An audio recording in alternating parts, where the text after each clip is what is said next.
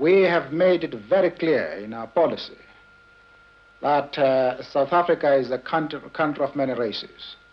There is room for all the various races in this country.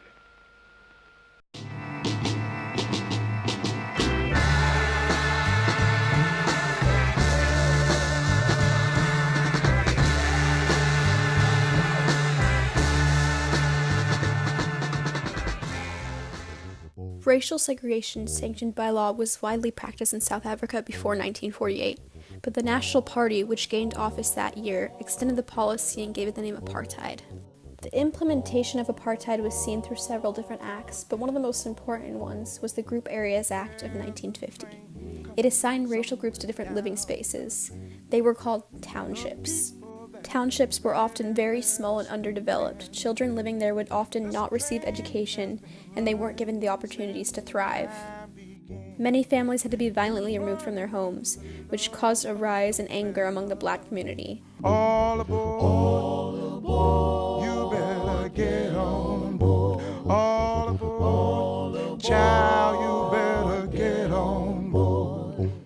The Defiance Campaign in 1952 was the first large-scale, multiracial political mobilization against apartheid laws under a common leadership. Volunteers were jailed for failing to carry passes, violating the curfew, and entering locations and public facilities designated for one race only.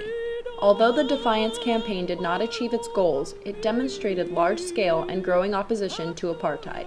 Furthermore, the use of non-violent civil disobedience was part of an important international tradition. There are many people who feel that it is useless and futile for us to continue talking peace and non-violence.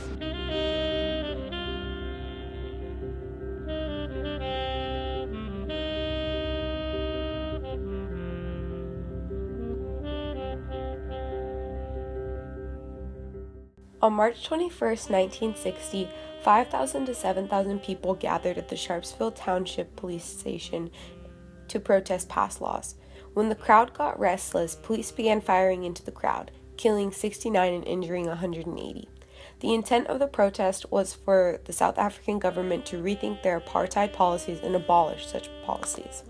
This event was a huge turning point in the fight against apartheid laws. It inspired a movement towards violent protests, isolated South Africa from the international community, and it also banned the ANC and the PAC.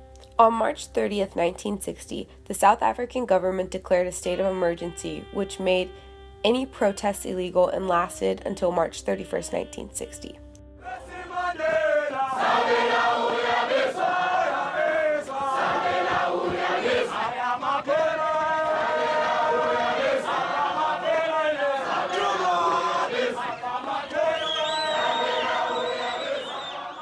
Nelson Mandela experienced rigorous trials and tribulations and is remembered today as a legend. He was the first president of the ANC, a political party that at first sought for the voting rights of coloreds and black Africans in South Africa and later wanting to abolish apartheid. Nelson and his associates were captured and put on trial in the Rivonia trials, which resulted in their life imprisonments.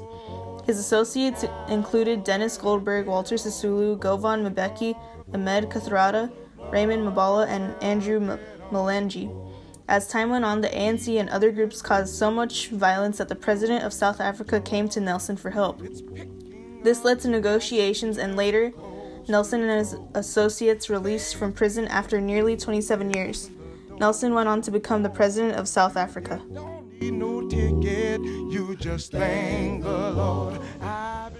The sun shall never set on so glorious a human achievement. Let freedom reign. God bless Africa.